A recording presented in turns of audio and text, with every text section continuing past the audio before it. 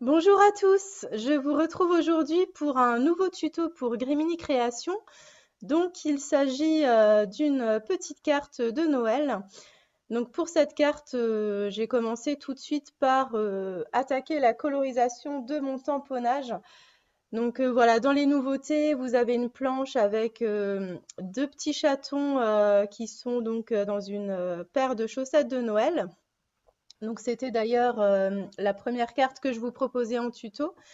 Et vous avez également ce petit chiot et ce petit chaton sous une couverture bien blottie. Et c'est vrai qu'il est juste magnifique ce tampon. Donc voilà, je voulais vraiment l'utiliser pour cette carte. D'autant plus que pour cette création, je voulais partir sur une carte horizontale. Et je trouvais que ce tampon, du coup, s'y prêtait très bien parce qu'il est plus en longueur qu'en hauteur. Donc voilà, dans ma tête, j'avais déjà le combo de couleurs, donc c'est pour ça que ça ne me gêne pas de démarrer par la colorisation de ce tampon. Je voulais vraiment une carte très chic avec du rouge et du doré. Donc voilà, donc je m'attaque en premier avec la couverture que je fais donc en rouge. Donc au niveau des couleurs, donc j'ai pris donc ma palette d'aquarelle. Donc la majorité viennent de chez Winsor et Newton. Donc c'est vraiment le rouge que vous avez, vous savez, quand vous prenez la palette de base, en fait, où vous avez les 12 ou 14 couleurs. Donc c'est vraiment ce rouge-là. Et pour marquer les ombres, j'utilise une touche de rouge vénitien, donc que je viens rajouter dans mon mélange de base, ce qui va me permettre donc d'assombrir les zones au niveau des plis de la couverture notamment.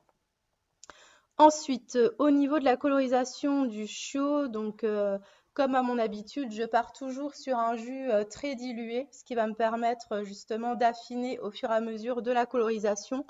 Si je juge que c'est trop clair, c'est beaucoup plus simple de rajouter une couche par-dessus plutôt que de faire tout de suite une couleur trop foncée. Et là, ça va être beaucoup plus difficile de retirer de la couleur. Et ensuite, je viens apporter du contraste sur tout le pourtour en fait du tamponnage. Donc voilà, je viens jouer avec différentes substances de marron, un petit peu beige. Voilà, j'essaye vraiment de me faire des petits mélanges à ce niveau-là. Et au niveau du chat, je voulais le faire dans une autre couleur, donc qui va être dans les tons un peu grisés. Donc je pars vraiment sur un jus très dilué. Donc j'ai utilisé notamment du gris anthracite, mais pas que. Il y a également du bleu gris, mais du coup c'est très très dilué.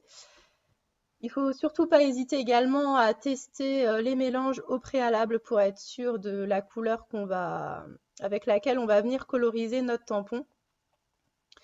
Ensuite, pour les paquets cadeaux, donc je voulais vraiment rester dans mon combo de couleurs. Donc c'est essentiellement du rouge. Donc je suis vraiment venue jouer avec la différence d'intensité au niveau de mes couleurs. Donc voilà, il me semble que j'ai rajouté une petite touche de magenta dans le rouge pour apporter un tout petit peu de contraste. Et puis la fleur de poinsettia qui est sur la couverture, évidemment, je la fais très rouge également. Donc voilà ce que ça nous donne. Alors au niveau de ma carte, j'ai voulu utiliser ce magnifique pochoir avec les trois boules de Noël. Je le trouvais vraiment super joli. Et il m'a tout de suite inspiré un côté très chic, voilà, pour cette carte. Je voulais des paillettes, je voulais que ça brille, je voulais vraiment apporter un côté festif pour Noël. Et donc, j'ai d'abord appliqué de la pâte à texture. Alors, je vais vous retrouver la référence de celle que j'ai utilisée si ça vous intéresse. Donc, c'est celle de PBO, c'est ça, PBO Studio Acrylique. Donc, pâte à relief. Donc, c'est celle-là que j'ai utilisée.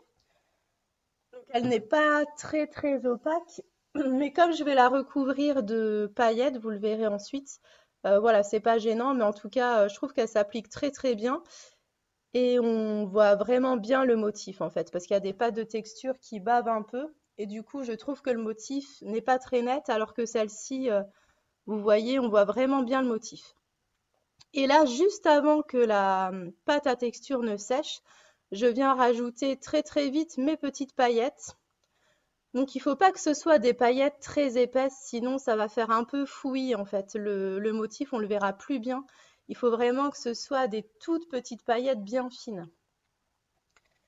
Et alors, j'hésite pas en fait à ce que, il y en ait moins sur des parties de la boule, de manière à apporter un petit peu de luminosité, un petit peu de contraste.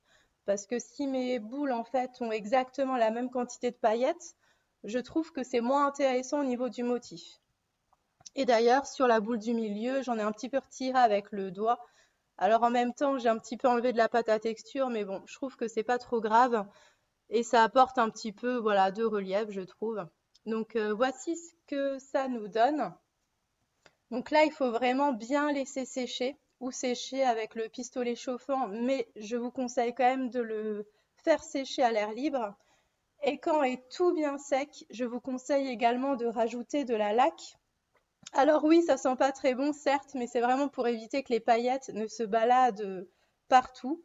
Et après, rien ne vous empêche de rajouter une petite touche de parfum pour casser, entre guillemets, la mauvaise odeur de la laque. Donc quand toutes ces étapes-là sont faites, on peut ensuite finaliser notre carte avec des petites touches de décoration. Donc là, mon élément central, c'est vraiment le tampon du petit chiot et du chaton sous la couverture. Et je voulais vraiment rester dans l'esprit avec les boules de Noël. Donc j'en avais colorisé d'avance de différentes couleurs, donc des rouges et également des vertes. Et je trouvais que le vert, justement, ça contrastait bien avec le rouge. Donc voilà, pour apporter du relief, j'ai également utilisé un petit flocon en chipboard. Et voilà, je vous laisse maintenant regarder de plus près cette création. Et je vous souhaite à tous et à toutes un très joyeux Noël avec vos proches. Bisous bisous.